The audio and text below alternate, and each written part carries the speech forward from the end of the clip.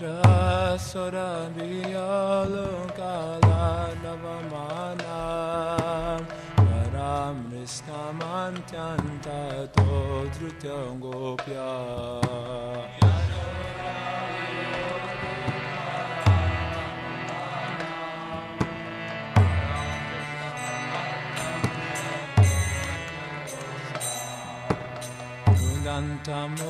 Dantamunetra Yumam Nejantam Kanamboja Yumena Santanka Netam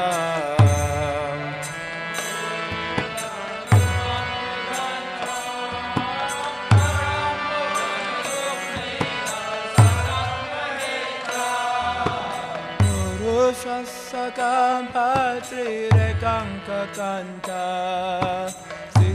Graivam Damodairam Bhakti Padham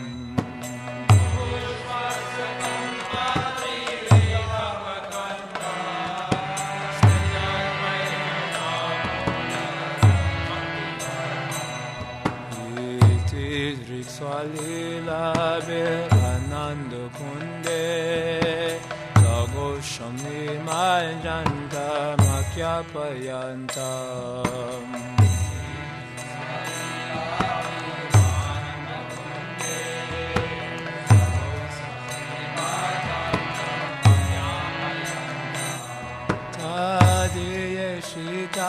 Geshu Bhaktairjitatam Puna Prematastam Shata Vriti Mande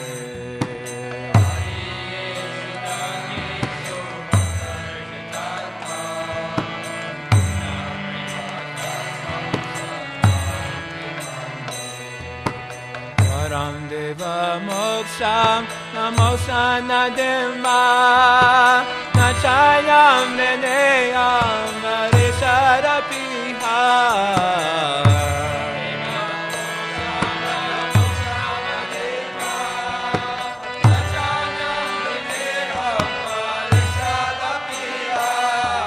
Vinam Ting Vapurnatam Gopala Balam Sandame Manasya Virastam Kimanyai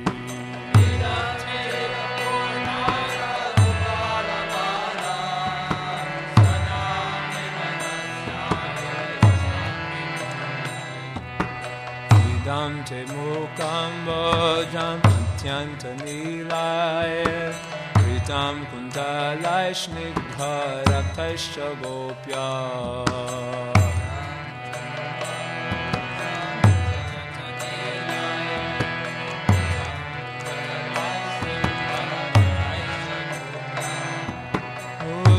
Shumritam Bimba Rakta Dharame Manasya Virastam Alam Lakshalabhai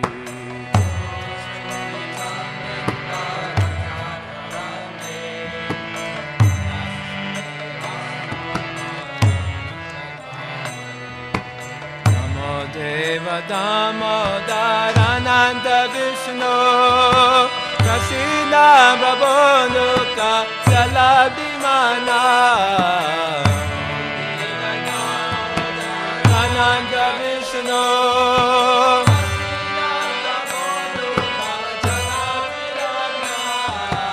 Vipad Vrishti Vristati Ninamatanu Vihanesha Mamarga Medyaksha Drisya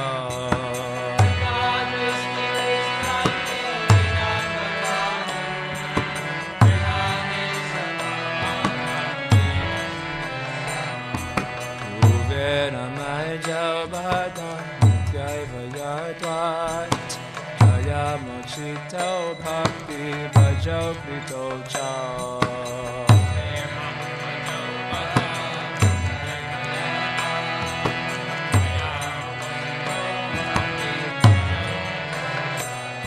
Tata Prema Bhaktim Swakame Prayacha Namokshe Graho Mesti Namo Dareha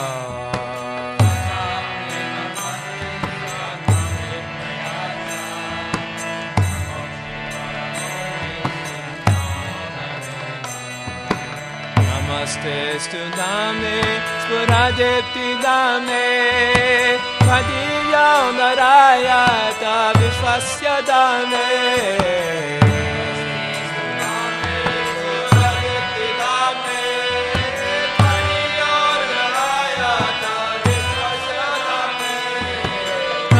Namoranikaya Jadiya Vijaya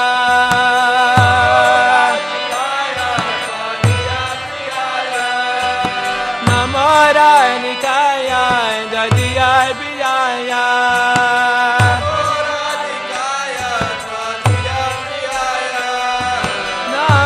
Namoranikaya Jadiya Vijaya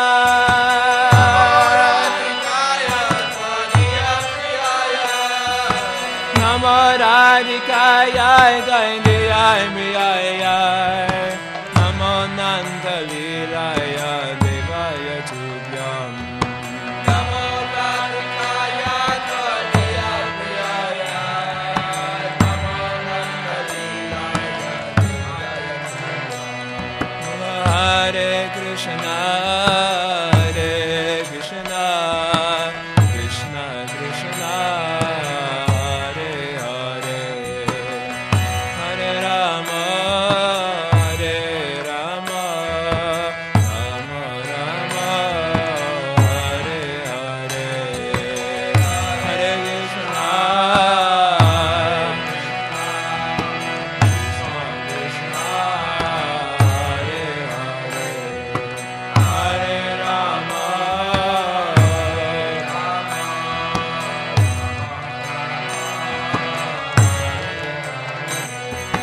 Hare Krishna, Hare Krishna, Krishna Krishna, Hare Hare, Hare Rama, Hare Rama, Rama Rama, Hare Hare, Hare Krishna, Hare Krishna, Krishna Krishna.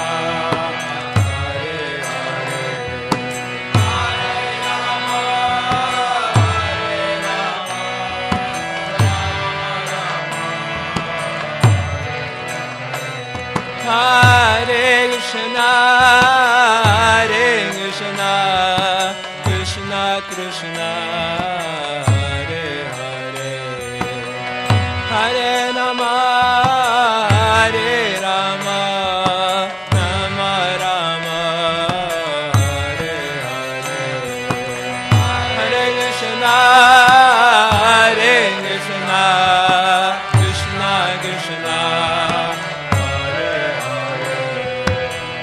Hare Rama, Hare Rama,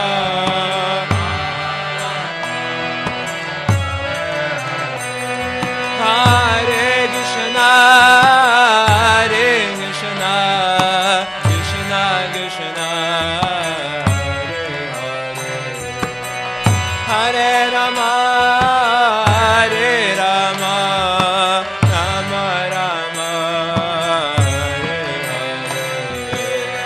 Hare Krishna, Hare Krishna, Krishna Krishna, Hare Hare, Hare Rama, Hare Rama, Rama Rama, Hare Krishna, Hare Krishna, Krishna Krishna, Hare Hare, Hare Rama,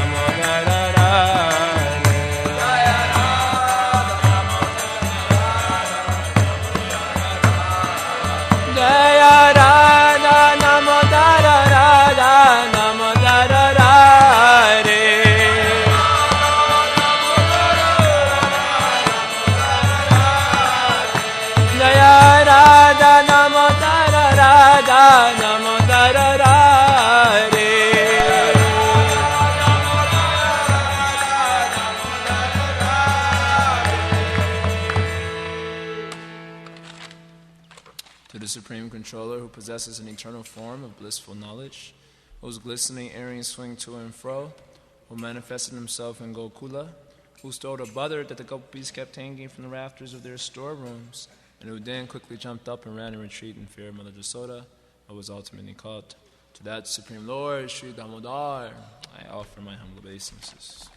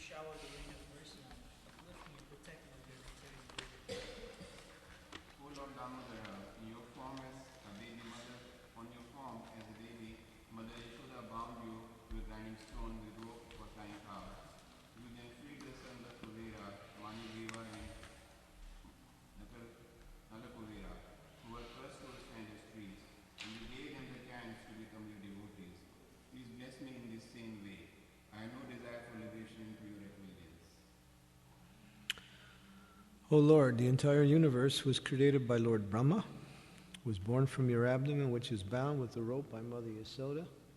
To this rope I offer my humble obeisances. I offer my obeisances to your most beloved Radharani and to your unlimited pastimes. Shri Sri Radha Damodar Ki Jai.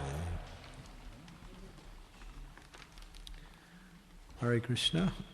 It's just an announcement regarding the seminar program, which begins today at 10:30.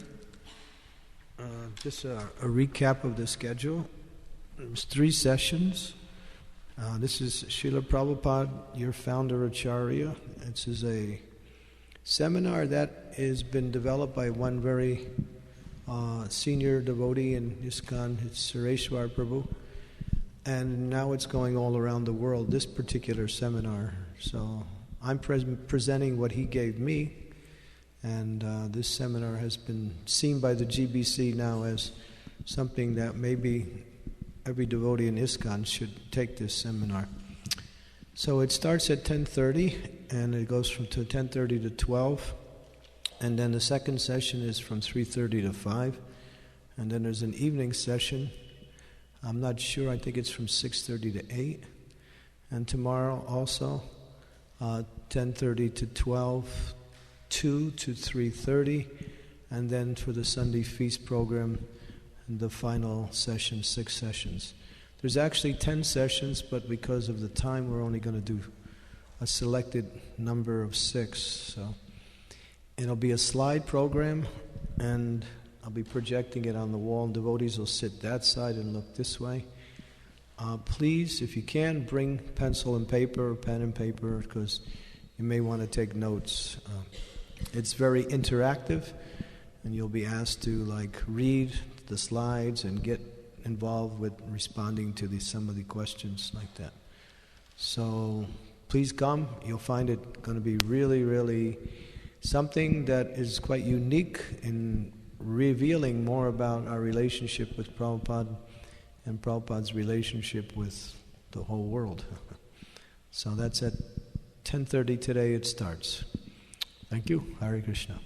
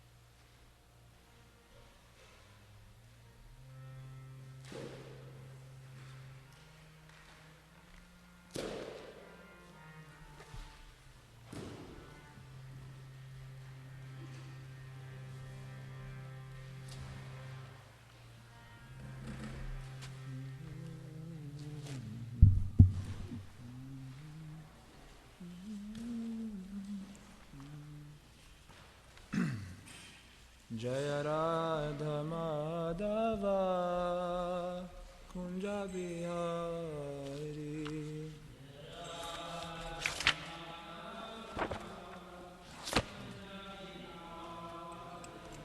Jaya Gopi Janavalabha Girivaradari.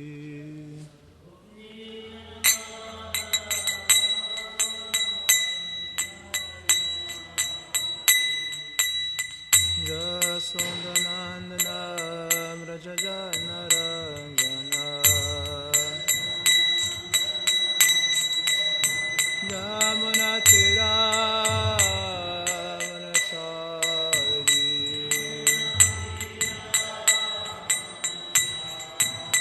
Jaya Radha Madhava Kunjamihari.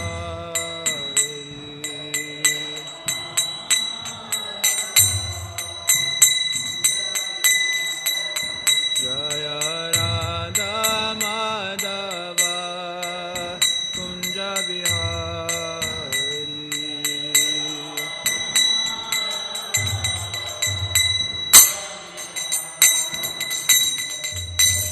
Jayam Vishnu Papanamam Saparirajachari Ashutarushuta Shushmari Sivang Grace Vista Bhaktivedanta Swami Prabhupada Ki Rajagranta Srimad Bhagavatam Ki Samvita Bhaktivedanta Ki Nitai Go Pramanandi. All glories to the Summon of Bodhis, all glories to the Summon of Bodhis, all glories to Shishuguru and Gauranga. O Namo Bhagavate Vasudevaya.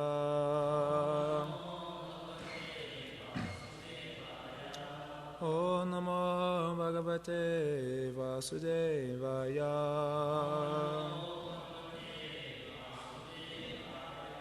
O Namo Bhagavate Vasudevaya.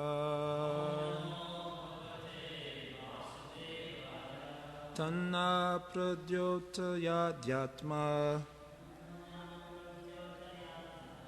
Jnanam Tvatvarta Darshanam Enanjasatarishnyamo Dustaram Bhavasagaram. Tanna Pradyotayadhyatma Jnanam Tattvarta Darshanam Yenanjasatarishnyamo Dustaram Bhavasagaram.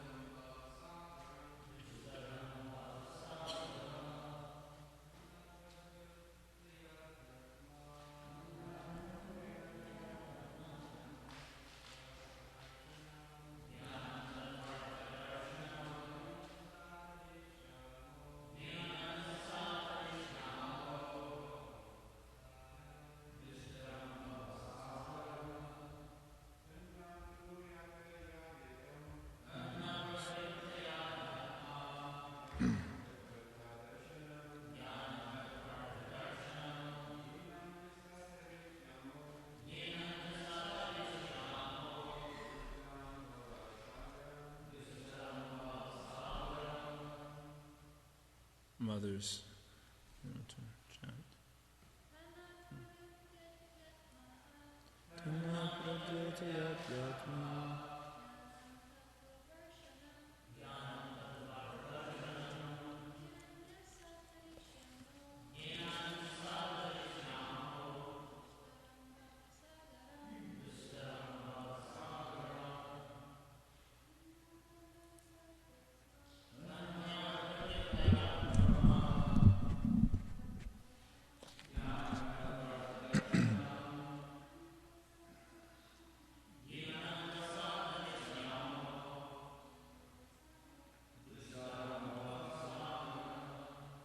Tat, therefore, na, for us, Rodyotaya, kindly awaken. Adhyatma, transcendental. Jnanam, knowledge. Tattva, absolute truth. Artha, for the purpose of. Darshanam, philosophy. Yena, by which. Anjasa, easily. Tadishyama, we can cross over. Dustaram, formidable. Bhavasagaram, the ocean of nescience. Translation, Purport by Srila Prabhupada Ki Jai. Translation, dear Master, kindly enlighten us in transcendental knowledge, which may act as a torchlight, by which we may cross the dark nescience of material existence. Purport, the Prachetas requested Narada to enlighten them in transcendental knowledge. Generally, when a common man meets a saintly person, he wishes to get some material benediction. However, the Prachetas were not interested in material benefit, for they had enjoyed all this sufficiently, nor did they want the fulfillment of their material desires. They were simply interested in crossing the ocean of nescience. Everyone should be interested in getting out of these material clutches. Everyone should approach a saintly person in order to be enlightened in this connection. One should not bother a saintly person to get blessings from material enjoyment. Generally, householders receive saintly persons to get their blessings, but their real aim is to become happy in the material world. Asking such material benedictions is not recommended in the Shastras. Srila Prabhupada Ki. Om Agyantimirandasya Gyananjana Shalakaya Chakshurum Litam Yena Tasmai Shri Guruve Namaha Shri Chaitanya Manobhishtam Stapitam Yena Bhutale Swayam Rupa Kadamayam Dadati Swapadantikam Vanchakalpaturubhyascha Kripa Sindhubhyareva Cha Patitanam Bhavanebhyo Vaishnavebhyo Namo Namaha Jaya Shri Krishna Chaitanya Prabhu Nityananda Shri Advaita Gadadhar Shri Vasari Gaura Bhakta Vrinda Hare Krishna Krishna Krishna Hare Hare Hare Rama Rama Rama Hare Hare Hare Krishna. So the Prachetas are Narada Muni has just arrived, and the Prachetas are receiving Narada Muni. They observed proper etiquette and seeing that he was seated properly, etc. And then they honestly admitted their having forgotten the instructions of their spiritual master, Shiva, due to the contamination of householder existence. Materialistic householder existence is very dangerous, we were hearing. So they had forgotten the instructions of the spiritual master. So they're asking Narada Muni to again enlighten them in transcendental knowledge. Dustaram Bhavasagaram. The material world is Dustaram, very difficult to cross over. Bhavasagaram. Bhavasagaram means the ocean of material existence. So no one can cross the ocean of material existence by grabbing hold of a tail of a dog. This example is given in Bhagavatam. I don't know how they came up with that image. But if you're trying to cross over the ocean, you grab the tail of a dog, that's not very intelligent. So it is very difficult to cross over due to the material concept of life, the bodily concept of life. Very difficult to give up such a conception. Therefore, dustaram bhavasagaram. Therefore, we're asking you to be kind upon us, pradyotaya, kindly awaken with us, adhyatma jnanam, transcendental knowledge by which we can easily cross over the material ocean. We need the easiest thing you got, because of the contamination of material life. So Srila Prabhupada is mentioning a simple point here, which we'll focus on, and then we'll end class early. We need to, the devotees are requested to help out with cut up after the class. And everyone is also requested by Nityananda Prabhu, at least the temple devotees, to remain in the temple and attend all the sessions of the seminar. So no one should go and do their own program today. So, simple point Prabhupada is making is that generally people approach saintly persons to receive some material benediction in terms of the gratification of the material mind and body. So a story there in Srila Prabhupada's Leela, you must be knowing, that one time Prabhupada was on the train with a couple of his sannyasi disciples, Brahmananda, maybe Guru Das, one other. And they were on the train, and in India. And some people approached Srila Prabhupada and asked Srila Prabhupada, Ashirvad. Ashirvad means give some blessings. So Srila Prabhupada looked at them, and he pointed to Brahmananda and Guru Das. They were both sannyasis at times, saffron, danda, everything. He said, this is what happened to them after they got my blessings, after they received my Ashirvad. And then they, Hare Krishna, they got out of that dangerous situation as soon as possible. Another similar incident where someone approached Srila Prabhupada, again I think it was on a train, or it was in India, I don't remember where, but he's requesting Srila Prabhupada, please shower mercy on me, show me some blessings. And Srila Prabhupada said, you don't want my blessings. No, Swamiji, I am wanting your blessings very much. And Srila Prabhupada said, no, you don't want my blessings. He said, no, Swamiji, please shower your mercy on me, I want your blessings. And Prabhupada said, I bless you that your material life should be immediately finished. And the man collapsed on the floor. Oh, what have I done, what have I asked? So Srila Prabhupada is mentioning this point here that the tendency to approach sadhus is to get some material remuneration, some material benediction in terms of the gratification of the body and mind. But if we really want to gain from the association of sadhus, then we should approach them with non-duplicitous inquiry. That's what's being mentioned here, Srila Prabhupada is mentioning. We should approach with non-duplicitous inquiry. Not why I say that, because Prabhupada says here, generally householders receive saintly persons to get their blessings, but their real aim is to become happy in the material world. That's duplicitous. They're approaching, pretending to render nice service, pretending to be very humble, very innocent, very, respectful, all these things showing externally, but internally, wanting to enjoy in the material world. That is their whole aim.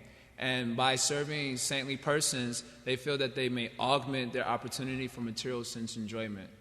Because Krishna is very kind to anyone who serves his devotees, so that maybe that way I can get some material boon like that. So there's duplicitous. Then you don't benefit from association with devotees if you have a duplicitous intention.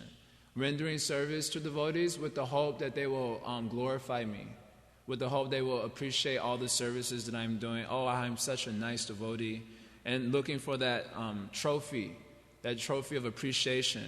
Just like when you were in school, you would have competitions, and if you win some position, they give you a trophy, this nice trophy.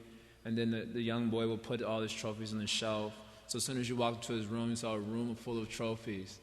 And then he would just kind of, this is my room, full of trophies. So similarly, we're looking for those trophies from saintly person. Oh, you are great. You are wonderful. I have not met anyone as humble as you, as nice as you. So externally speaking very sweetly, looking very innocent, even putting forth some questions for the purpose of showing everyone how intelligent I am. I'm putting forth some questions so the sadhu knows, oh, I am very smart, I'm very intelligent. Like that, duplicitously presenting ourselves before a sadhu, then one cannot get the mercy of a sadhu if he's going to be duplicitous like that.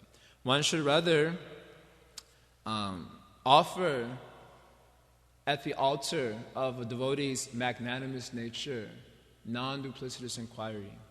Then the deity of their heart will bestow mercy upon you in the form of giving transcendental knowledge, adhyatma jnana. Repeat. I'm being poetic here. It's spontaneous push. That what was I say? Repeat. Pay attention. First of all, hear properly. That the devotee, the one who wants to benefit from the association of sadhu, then he should approach the altar of their magnanimous nature. Devotees are very magnanimous. So I'm trying to create a visual here. So imagine their magnanimity as an altar. When you come to the altar, you're supposed to bring some offering, right? You're not supposed to come empty-handed at the altar. This is general culture, Vedic culture. You don't come empty-handed to the altar. Therefore, what people do, they go across the street and buy some milk and come in, They don't struggle hard to find anything. They just drive to the temple, go across the street to the Mexican store, buy some half-rotten bananas and some milk, and then put it on the altar. Anyway, do something. At least they brought something. And we're not bringing anything, we should at least offer our life. So devotees, we're coming empty-handed, right? No. Prana artar diyavacha. We should be offering our life, wealth, intelligence, and words to the deity. So generally, you come to the altar to bring some offering. And that way, people hope to receive some blessings from the deity. So we should offer to the altar of a devotee's magnanimous nature non-duplicitous inquiry. And then the deity of their gentle heart will bestow upon us blessings in the form of distributing transcendental knowledge so that we develop adhyatma gyanam, that's mentioned here. Distributing transcendental knowledge for the evolvement of our spiritual life. What is a non-duplicitous inquiry? Ultimately, it's an inquiry about how to cross over the ocean of material existence. That is what's mentioned here. Anjasa tarishyamo dusturam bhavasaganam. This is non-duplicitous inquiry. Ultimately, it's an inquiry about self-realization. Even when the tendency in the conditioned state is to present questions only on the platform of how to placate the disturbances of the body and mind. Unlimited questions about that. And in such inquiry, even if we shall get an answer, it is deceptively pleasing. Sometimes you have some problem with the mind, so you ask a question just about how to curb the disturbances in the mind. And you get some answer and you feel very satisfied. Oh, I got a nice answer. But then 10 minutes later, again, mind presenting new disturbance. Then again, you have a question, how to placate the mind. Then you get some answer, it is deceptively pleasing. And then 5 minutes later, another disturbance. This is not this foolish thing. To have, just to ask questions about how to placate the disturbances of the mind and not inquire about higher truths. Atma Tattva. So many tattvas are there to be discussed. Guru Tattva, Nam Tattva, Atma Tattva, Jiva Tattva, Shakti Tattva. So many truths are there. And the human form of life is meant for Tattva Jignasa, investigation into the higher truths. So we just simply ask about questions about how to pacify the disturbances on the mental and sensual platform. Then we may get some answer, but it will only be deceptively pleasing. And we actually won't benefit from such inquiry. But if we ask such questions, but underneath that question is the intention of self-realization. That is our true intention.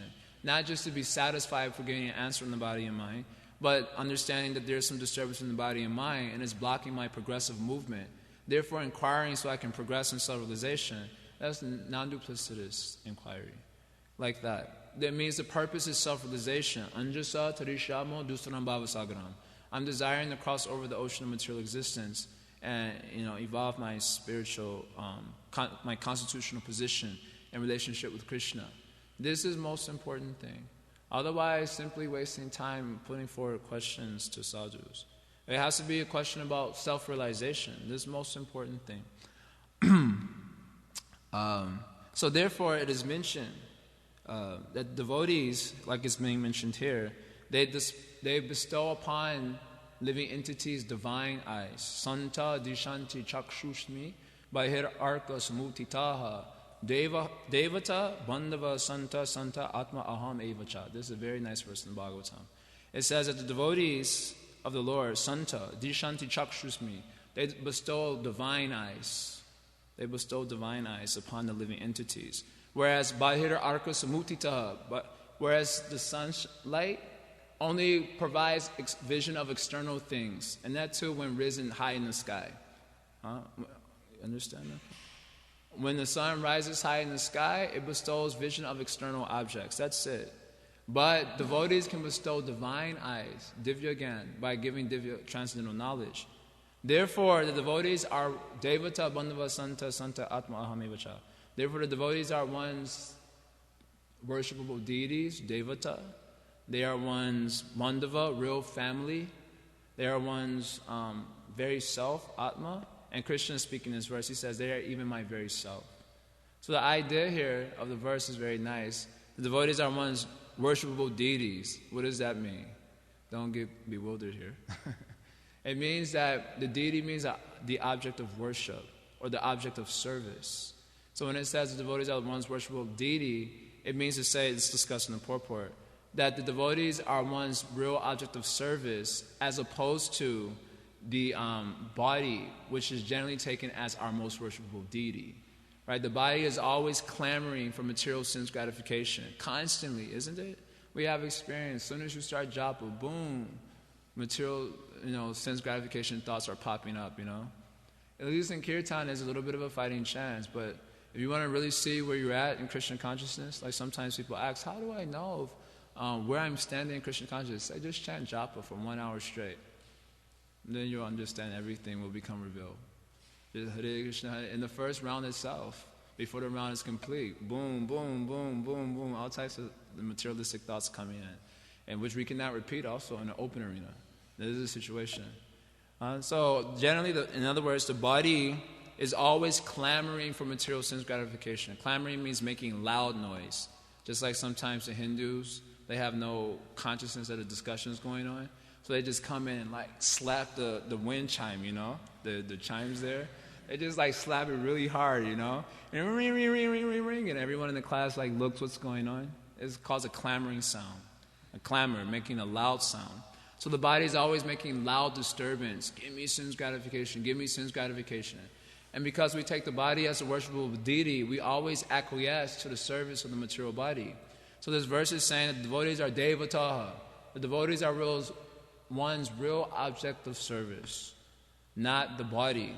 This is important in the discussion of non-duplicitous inquiry because generally, why do we approach sadhu? Because we take the body as our deity and we're approaching the sadhu to find out how to worship the deity better. Isn't it? I want to worship the deity in a first-class way. I'm not doing first-class worship of the deity. So which bhoga should I offer to the deity? I want to know. Not this deity, the material body. How should I address the deity? Like this. The deity's mind is very disturbed. How do I pacify the deity's mind? Like this. And then approaching sadhu is just asking for this thing, and not with the real intention of developing oneself on the spiritual platform. Our most valuable jewel when we approach sadhus is our intention. This is the most valuable jewel. What is our intention? That will reconcile all discrepancies, even when we ask foolish questions. Just like Dhruva Maharaj, what was his intention? His intention was, of course, material sense gratification. But he had some determination to worship the Supreme Lord. So he asked Narada Muni how to worship the Supreme Lord, ultimately for the purpose of material sense gratification. So Narada Muni gave him he tested him, gave him some other type of answer. And because Dhruva Maharaj was non-duplicitous, he said, that doesn't work for me, that doesn't touch my heart. So then Narada Muni could give him another type of situation. So this is a very important point. He was non-duplicitous, so he got the benefit of Narada's association, even though his intention was not perfectly pure. So that point must be there. We have to be thoroughly honest. Otherwise, progress is not made in Krishna consciousness. So one may ask, I've been in Krishna consciousness for so many years, why am I not progressing? I'm hearing the vibrations of the sadhus. I'm told to hear also. I'm hearing every day. I'm hearing Srila Prabhupada's lectures. I'm hearing the classes. But still I see nothing is happening, no transformation. I'm not changing. And this is on account of some traces of dishonesty may be there in our character. Where we're not revealing things. We're not telling what is a real situation. Just simply looking very innocent. Hearing the class like this. Very saintly, very... And then after the class, oh, Prabhuji, that was a very wonderful class with folded hands and all these things. And so much stuff is going on internally. But we're not telling anything to anyone. Then all of a sudden, 20 years later, the devotee leaves. Oh, what happened? He was such a saintly person. This is going on. This is due to duplicity. Just like if someone is sleeping, very easy to wake them up with sound vibration. Very easy. But if someone is pretending to sleep, then no one can wake them up with any amount of sound vibration. Because they're pretending to sleep. Right? So similarly, if someone is really honest person, is in ignorance, but he's an honest person, when he hears Bhagavatam, very quickly he benefits from that hearing. But if someone is maintaining some level of crookedness internally, either due to just not conscious of it or very conscious of it also, then even though they're hearing so many classes, it doesn't act. It doesn't act. So one has to be thoroughly honest. And the intention has to be a proper intention. Ultimately, an intention for service. This is an inquiry. We have to come with questions. Those who are born into ignorance, abodha jata. Everyone in the material world is born into ignorance. And that is one problem. Then the second problem is najignasata atmatatvam. We have no questions. Look at our situation. We are born into ignorance, we don't know anything, and then sadhus will give class, and then after the class, everyone was perfectly understood, everything. Very nice class. I'm not saying that it has to be after every discussion. Generally, questions that are very effective happen in a more confidential environment, generally. If you want to be thoroughly honest, you cannot tell maybe all the time in an open discussion.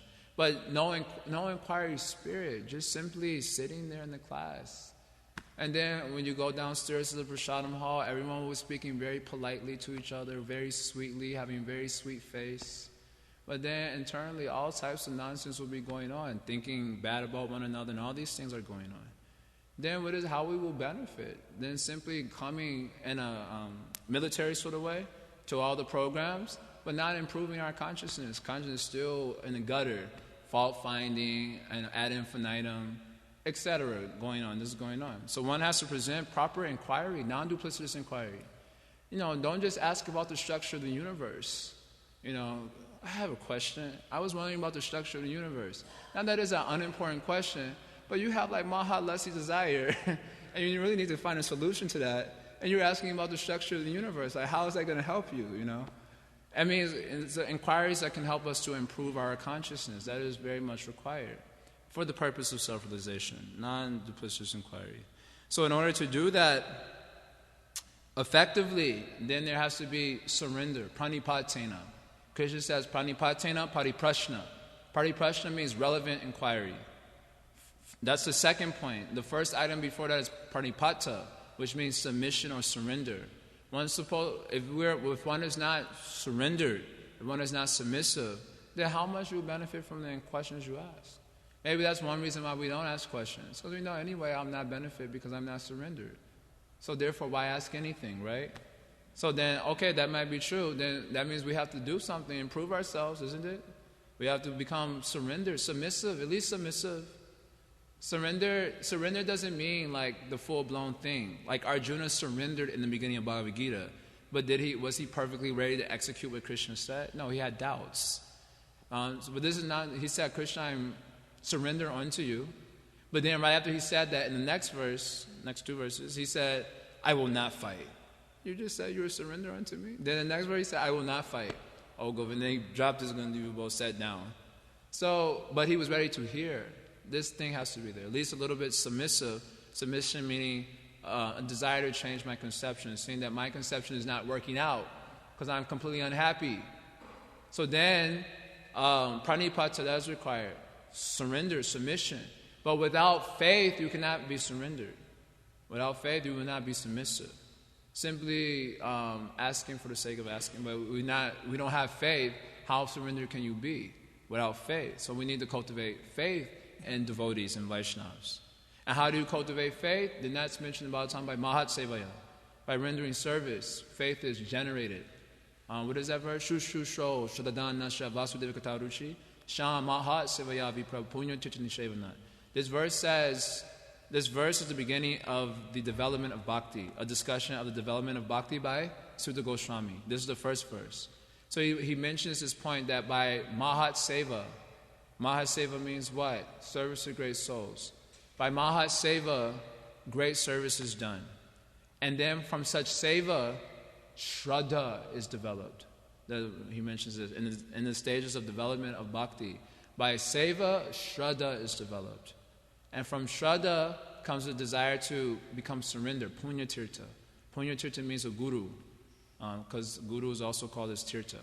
So the desire to actually become surrendered to one of the sadhus is developed, Punya Tirtha. And from that surrender, Shushu, one becomes very eager for executing bhajan. And then when you execute bhajan with eagerness, then it counts for something. Simply going through the motions, like Maharaj has been chastising us, and Without any eagerness, no eagerness to hear, no eagerness to chant, no eagerness, that will not be very effective application of Krishna consciousness. You're supposed to be eager and then hear. Eagerness and then hear. Otherwise, you will not benefit. Coming to the class with no eagerness, I got to sit through one of these again, all right, and then, posting up, and then as soon as Jai Radhamadhava starts, boom, sometimes I have seen like that happens to some of us sometimes.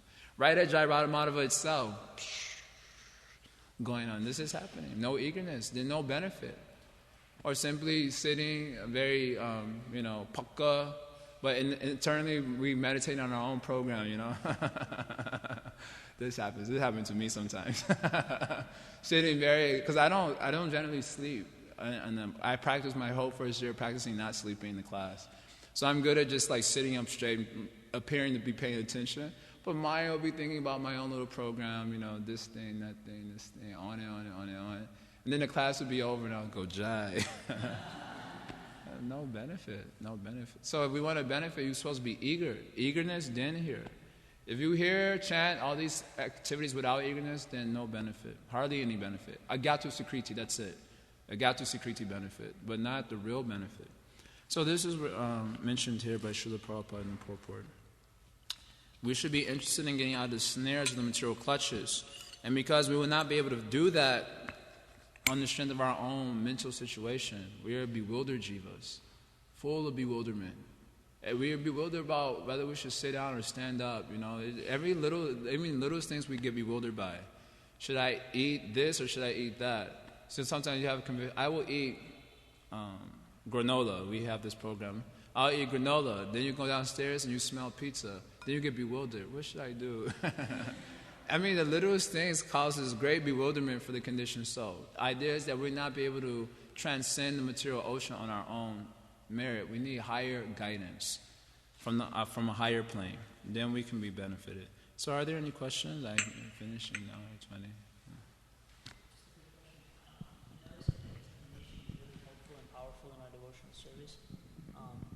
Yeah, speaking to the mic. Sorry, I was thinking about how powerful determination can be in rendering our services, and I was wondering if you have any practical advice on how to make determination more steady, so it's not like, okay, today I feel very determined, but tomorrow I'm back on the non-determined platform.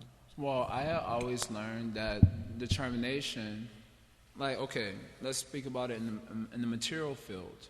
When we're determined, suppose you want to get some position in the material world, some nice job is required. In order to get that job, you require a certain type of education. So then you exhibit great determination in your studies and so on. Why? Because you really want the job. If you didn't want the job, how would you be determined? So determination is born of the desire for the goal that you're claimed to be wanting. So we say we want to go back home, back to Godhead, or we want to attain pure Krishna prema. So if we really wanted that, then spontaneously concomitant to that would be manifested determination. But the reality is that we want material sense gratification, generally. If we have to do a program of self-examination and non-duplicitously admit our situation, then we see that there's a stronger desire for material sense gratification. So it is that desire for sense gratification that weakens determination. Therefore, first instruction of Rupa Goswami is what? Vacho vegam, manasakroda vegam, driha vegam, udarapasta vegam. Why this verse mentioned first? It's described by acharyas because without sense control, or in other words, without restricting sense gratification, you won't develop determination in bhajan. They described it as this. So therefore, sense control is mentioned first. We have to restrict the senses from their sense objects according to prescribed science, the prescribed spiritual science. Why? So that we can evolve a greater determination for the goal of life. Otherwise, our determination for the goal of life is right now arrested by desires for material sense enjoyment, strong desires for material sense enjoyment.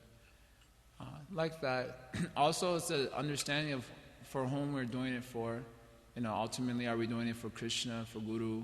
If there's an affectionate tie with the Guru, with the sadhus, that affectionate tie can nourish profound determination, even despite my various anarthas.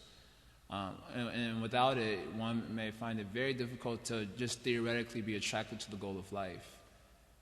It would be very difficult generally.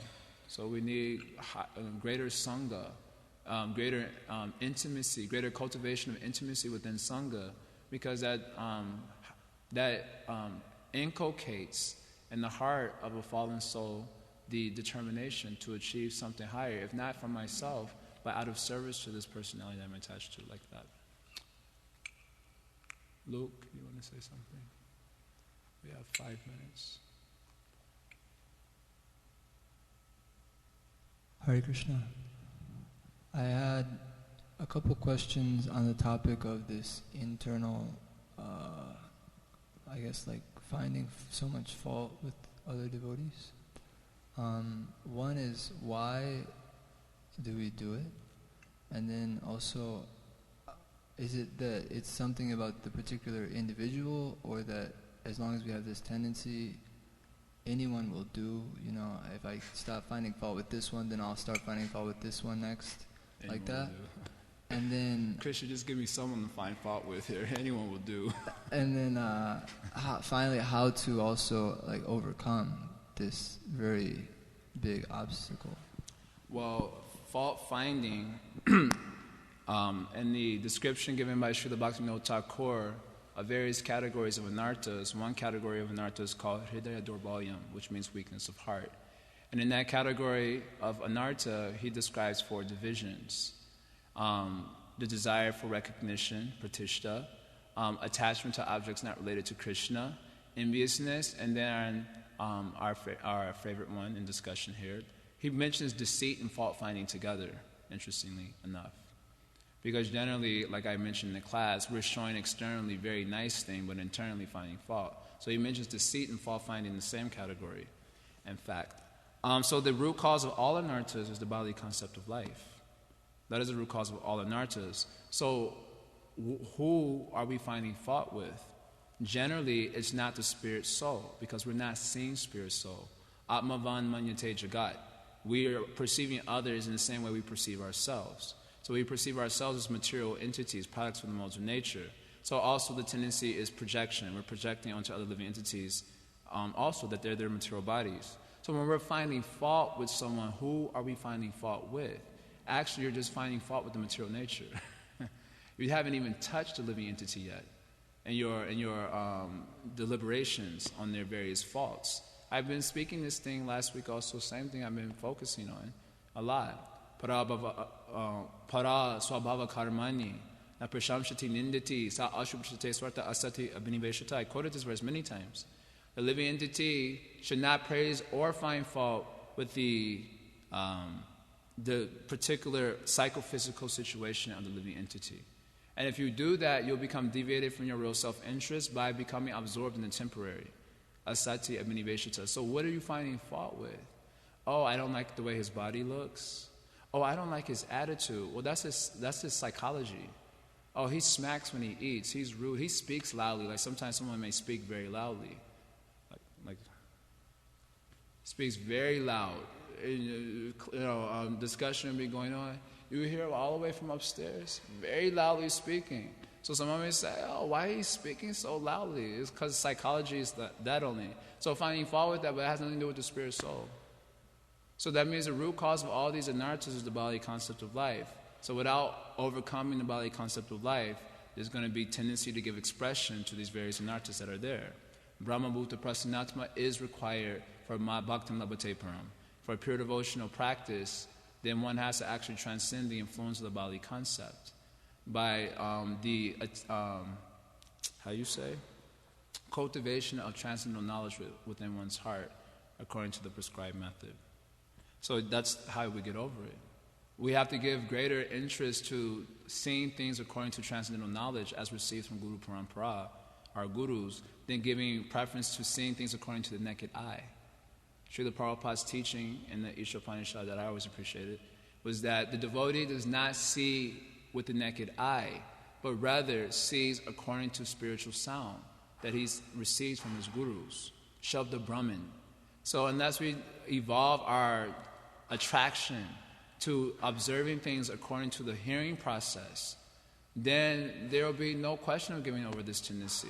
Because the naked eye is always finding the material faults, this material situation. Understand? It's the only hope, is that we learn it. Just like when there's reversals in one's life, right? What is a reversal? A reversal means seeing according to the material situation.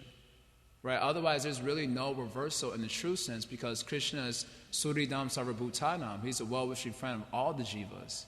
So seeing according to transcendental vision means to see that the environment is totally friendly toward me. It is Krishna who's making all arrangements. This is a transcendental way of looking at it. But we're not attached to that understanding. So when there's some reversal, immediately lamentation comes, excessive lamentation. Why? Because of seeing according to the naked eye. This is bad, this is good, this is bad, this is good, this is bad, this is good. On and on and on and on and on. He is bad, he is good, he is bad, he is bad, he is bad, he is bad, he is bad. According to the naked eye, seeing like that. So unless we give preference to seeing according to the transcendental vision, Jnana Chakshu, Shastra Chakshu, Divya Vakya, the transcendental words emanating from the lotus mouth of my spiritual master, then how can we hope to overcome the influence of the picture presented by the naked eye and then interpreted by the mind in a very particular way? So the hearing process, in the hearing process, there's all auspiciousness. We have to learn how to hear. Not only when the class is going on, which we don't do, but also when the class is not going on. That time, that is a real test of hearing. How much are we hearing after the class stops? Not this class. I don't mind if, I'm not a self-realized sage, so there's hardly any hope for any of the jivas listening to the class now. But at least when you hear from your gurus, then you have to practice hearing it after the class is finished, applying it, etc. Otherwise, no hope. But there's all hope if one can cultivate this inner hearing. There's all hope. Very difficult, though. So we have to stop here because Nidana Prabhu requested me to stop at 8:30. You can ask after the class. I would, of course, normally go on. I have diarrhea of the mouth, so generally I can go on and on and on. But I was requested to stop at 8:30 so the devotees can help out with the cut-up. Downstairs, everyone was requested to help out, and everyone was also requested to stay. Yeah, we need to make a schedule for pot washing. So when we go downstairs, I guess Himanshu Prabhu will make a schedule so that the pot washing doesn't get overwhelming. So at the end of the day, we are in a tight squeeze. Okay, thank you very much. Srila Prabhupada ki jai.